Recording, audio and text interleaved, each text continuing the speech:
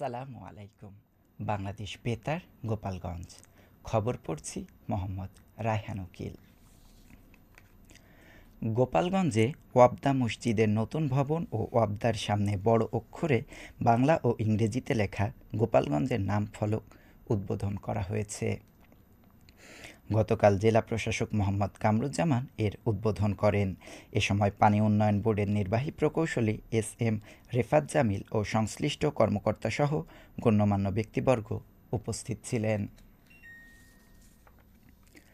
আর কিছুদিন পর শুরু হবে সনাতন ধর্মাবলম্বীদের সর্ববৃহৎ ধর্মীয় উৎসব শারদীয় দুর্গাপূজা।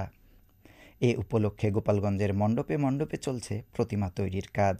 প্রতিমা তৈরিতে ব্যস্ত সময় পার করছেন প্রতিমা শিল্পী ও আয়োজকেরা। এরই মধ্যে শিল্পীদের নিপুণ হাতের ছোঁয়ায় পূর্ণতা পাচ্ছে দৃষ্টিনন্দন এসব প্রতিমা। অনেক মণ্ডপে প্রতিমা তৈরির কাজ শেষ হলেও অপেক্ষায় রয়েছে রঙের। মন্দিরে মন্দিরে সিসি ক্যামেরা বসানোর ব্যবস্থা সহ আইন শৃঙ্খলা রক্ষায় সচেষ্ট কর্তৃপক্ষ। আগামী ২১ সেপ্টেম্বর মহালয়ার মধ্য দিয়ে শুরু হবে হিন্দু ধর্মাবলম্বীদের শারদীয় দুর্গোৎসবের আনুষ্ঠানিকতা। আর ২৮ সেপ্টেম্বর ষষ্ঠী পূজার মাধ্যমে শুরু হবে শারদীয় দুর্গাপূজা। ২ অক্টোবর বিজয়া দশমীর মাধ্যমে শেষ হবে দেবী দুর্গার আরাধনা। এদিকে সুষ্ঠু ও শান্তিপূর্ণভাবে দুর্গাপূজা আয়োজনে আইনশৃঙ্খলা পরিস্থিতি সহ সব ধরনের ব্যবস্থা গ্রহণ করা হয়েছে বলে জানান জেলা প্রশাসক মোহাম্মদ কামরুজ্জামান। তিনি বলেন, এবছর জেলার ৫ উপজেলায় ১২৮৫টি মন্দিরে দুর্গাপূজা অনুষ্ঠিত হবে। দুর্গাপূজা যাতে সনাতন ধর্মাবলম্বীরা নিরাপদে পালন করতে পারেন তার জন্য এরই মধ্যে সব ব্যবস্থা গ্রহণ করা হয়েছে। মাদারীপুরে এসএসসি ও সমমানের পরীক্ষায় জিপিএ পাসপ্রাপ্ত কৃতী শিক্ষার্থীদের সংবর্ধনা দেওয়া হয়েছে। গতকাল সকালে জেলা শিল্পকলা একাডেমিতে প্রথম আলো ও ডিজিটাল প্ল্যাটফর্ম শিখর আয়োজনে জেলার ৫ উপজেলার ২৫০ শতাধিক শিক্ষার্থীদের এ সংবর্ধনা দেওয়া হয়।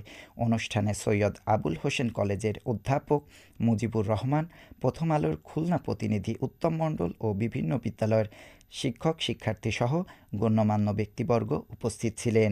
এ সময় শিক্ষার্থীদের হাতে ক্রেস্ট ও উপহার সামগ্রী তুলে দেওয়া হয়।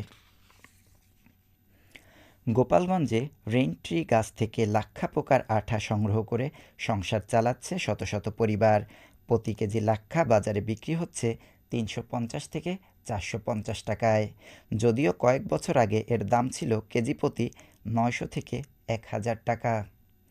বছরের ব্যবধানে এর দাম কমে গেলেও এখনও অনেকের কাছে এ পেশা লাভজনক। তাই অন্য পেশার পাশাপাশি এ কাজ করে বাড়তি আয় করছেন অনেকেই। গোপালগঞ্জ বিজ্ঞান ও প্রযুক্তি বিশ্ববিদ্যালয়ের উদ্ভিদ বিজ্ঞান বিভাগের সহকারী অধ্যাপক ও চেয়ারম্যান ডক্টর নাসিমা বেগম বলেন, লাক্ষা পোকা গাছের ডালে তাদের জীবনচক্র পার করে। এ সময় ডালের গায়ে সাদা রঙের আঠালো পদার্থ জমা হয়। এই আঠা দিয়ে উন্নত মানের বার্নিশ, গালা, আসবাবপত্র, রং এবং প্রসাধনী সামগ্রী তৈরি করা হয়। খেলার খবর, হ্যান্ডবল।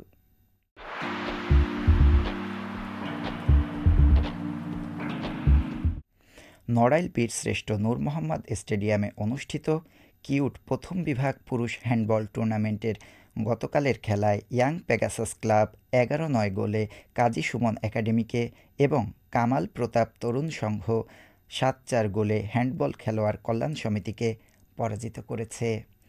টুর্নামেন্টে জেলার মোট ২৪টি ক্লাব অংশ নিয়েছে। আগামী ১৪ সেপ্টেম্বর এই টুর্নামেন্ট শেষ হবে। সবশেষে আবহাওয়া।